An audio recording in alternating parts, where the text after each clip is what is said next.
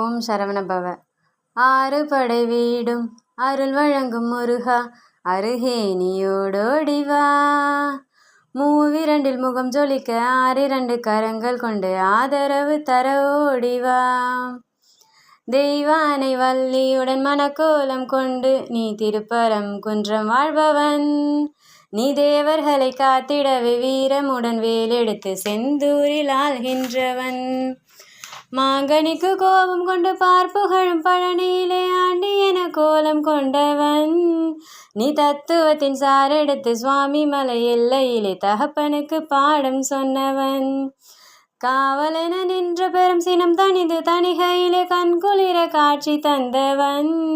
நீ பாங்குடனே அருள் தரவே பழம் உதிர்க்கும் சோலையிலே பரஞ்சோதியாய் நின்றவன். பரஞ்சோதியாய் நின்றவன்.